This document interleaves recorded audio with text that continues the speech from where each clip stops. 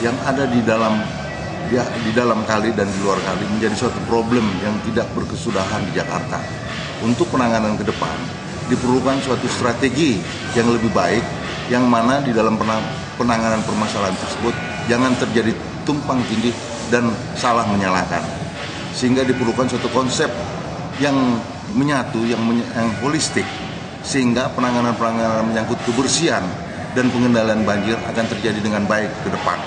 Untuk itu, sebaiknya pemerintah mempunyai suatu, katakanlah, suatu lembaga khusus ataupun suatu penanganan yang seperti yang dilakukan PU pada masa lalu, Departemen PU, yaitu Kopro Banjir, yang mana ini pernah dilakukan Departemen PU khusus untuk di DKI Jakarta dalam menghadapi masalah-masalah banjir. Sekarang ini penanganan tersebut tumpang tindih antara pemerintah pusat dengan pemerintah daerah. Beberapa aliran sungai yang besar seperti Kali Ciliwung itu ditangani pemerintah pusat, sementara beberapa kali ditangani pemerintah daerah. Sehingga ketika terjadi suatu perbaikan ataupun rencana perbaikan sering terkendala akibat daripada tupoksi yang berbeda. Khususnya masalah-masalah pengendalian banjir seperti banjir Kanal Timur, yang mana penanganan pembebasan dilakukan oleh pemerintah DKI, pelaksanaan fisik dilakukan pemerintah pusat. Diharapkan ke depan ini akan menjadi suatu badan yang khusus menangani masalah banjir antara pemerintah pusat dengan pemerintah daerah. Sehingga semua permasalahan-permasalahan yang menyangkut kepentingan masyarakat DKI Jakarta khususnya dapat terlaksana dengan baik. Hal inilah yang menjadi suatu dasar sehingga kejadian-kejadian, kebobrokan-kebobrokan yang menyangkut kerugian bagi masyarakat banyak bisa tereliminasi. Itulah yang sebetulnya yang diharapkan oleh pemerintah DKI Jakarta. Ini bukan suatu persoalan baru, ini adalah suatu persoalan-persoalan yang berulang-ulang. Sehingga untuk penanganan ini diperlukan suatu keseriusan yang sungguh-sungguh dari pemerintahan yang pada saat sekarang ini dipimpin oleh Bang Foke. Permasalahan banjir di Jakarta, kalau menurut pendapat saya, itu ada dua sumber. Pertama mungkin dari curah hujan yang tinggi, itu memang tidak bisa kita bantah. Terus kedua banjir kiriman, satu lagi lupa saya karena rob. Nah, sebetulnya banjir di Jakarta ini tidak bisa hilang total, tidak bisa.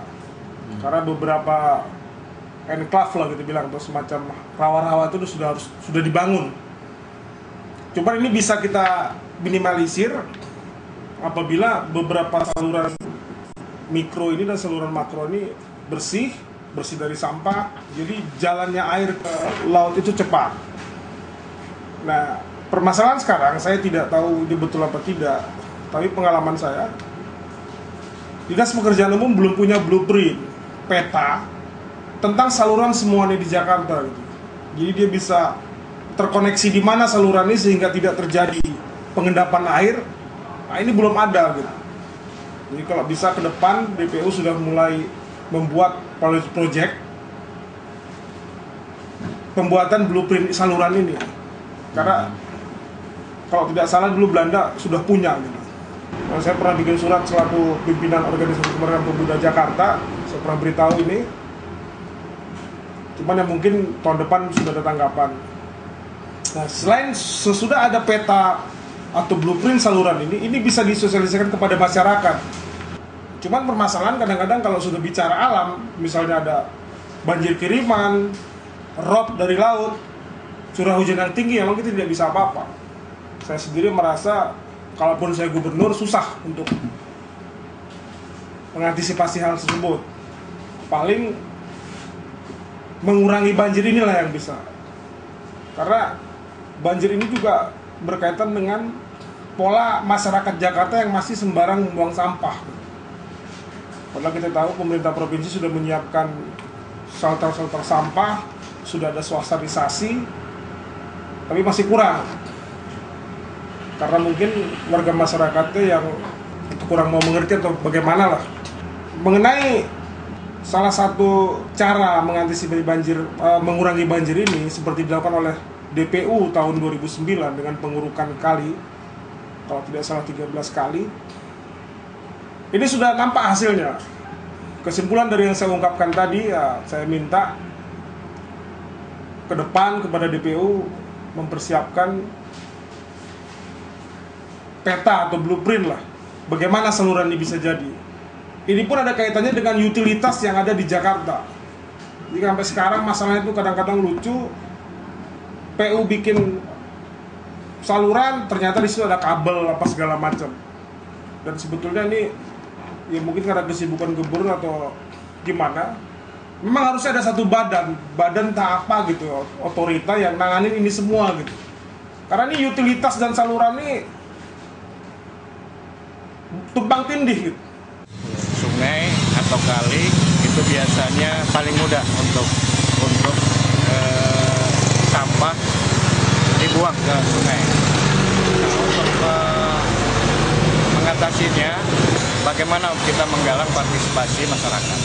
Nah, saya bersama teman-teman bantaran kali sungai itu memprakarsai 5 tahun yang lalu. Saya bersama teman-teman bantaran kali bagaimana menciptakan sungai ini menjadi bersih, tidak lain adalah bagaimana sungai ini dipercantik. Nah, dengan adanya cantik, indah, kemudian teduh, maka orang enggan untuk membuang sampah ke sungai. Nah, mestinya Pemda DKI sudah harus cara-cara yang selama ini ada harus dievaluasi untuk khusus bantaran kali ya.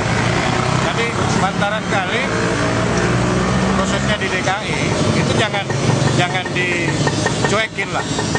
Harus ada kerjasama masyarakat dengan Pemda dengan bantaran kali. Sepanjang itu tidak dilakukan oleh Pemda, maka kali atau sungai yang ada di masyarakat itu akan umum, akan banyak sampah.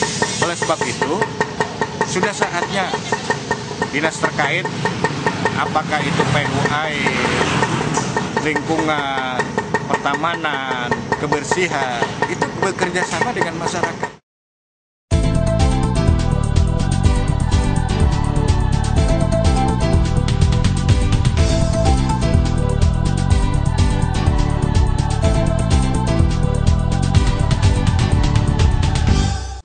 Sejak tahun 2004 yang lalu, kita mengelola sampah organik di TPA Bantar Gebang, di mana pada saat itu ada program dari Bank Dunia yang terpadu dalam WJMP, West Java Environmental Project Management, di bidang persampahan. Di TPA Bantar Gebang selalu masalah dari dulu, karena menimbulkan bau, becek, kemudian mencemari, termasuk menimbulkan gas metan yang sangat membahayakan terhadap lingkungan, khususnya ozon itu ya. Kemudian pada saat itu kita dibina dari beberapa negara bagaimana cara membuat kompos ya, karena kita punya keinginan bagaimana mengelola lingkungan ya, tetap terus kita bergerak membangun pabrik kompos di sekitar zona 3 TPA Bantar Gebang. Setelah kami jalani berapa tahun, sampai 2 tahun, kompos tidak pernah terjual. Akhirnya kami juga pada saat itu pergi tahun 2006 ke DPR Pusat, Komisi 4. Kami mulai menggedor para dewan supaya memperhatikan masalah pemakaian pupuk organik. Dan sejak itu mulailah para dewan berbicara bagaimana mengelola sampah menjadi kompos, sehingga kompos bisa dimanfaatkan untuk mendukung program Go Organik 2010. Jadi antara dua teknologi pengomposan dengan sanitary landfill kami padukan, hanya sampah pun tidak bau di TPA. Dulu baju kami ini sangat bau kalau datang ke sini.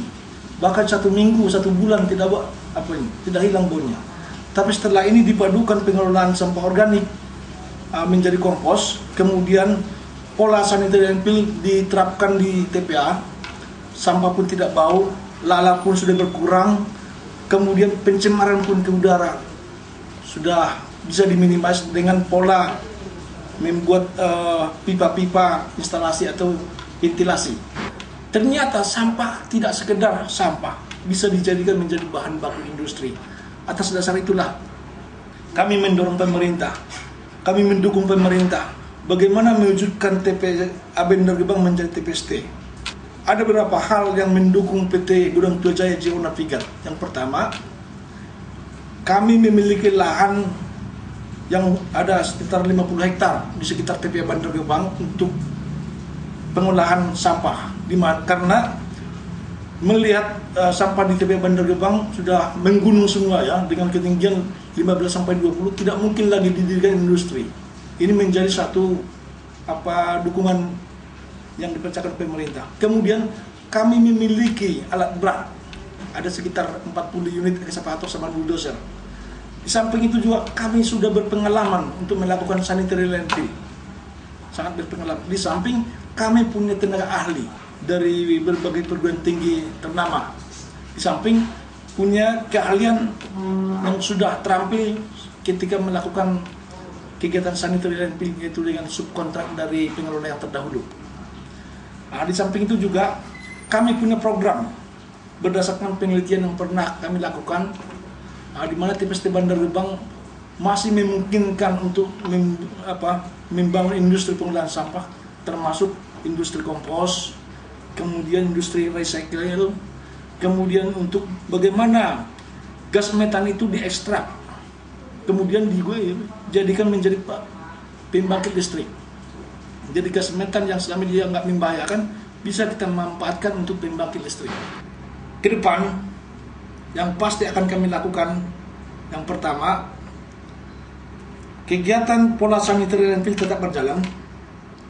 Kemudian kami akan membangun fasilitas pengolahan sampah seperti composting sedang berjalan, mungkin sudah 70% sekarang. Kemudian power plant pembangkit listrik sekarang sudah 2 mega akan diresmikan sampai 26 mega nanti, di mana 26 mega kalau sudah selesai nanti hampir semua Bekasi sudah bisa terpenuhi oleh listrik dari TPST Bandar Gebang.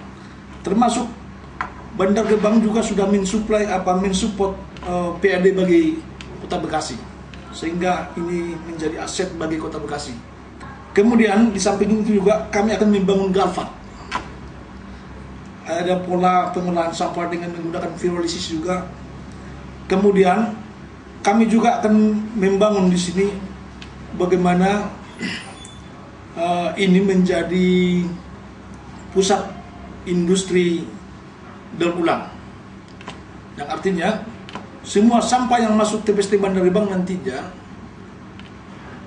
harus sudah kami kelola dengan baik dan semua sampah menjadi bahan baku industri.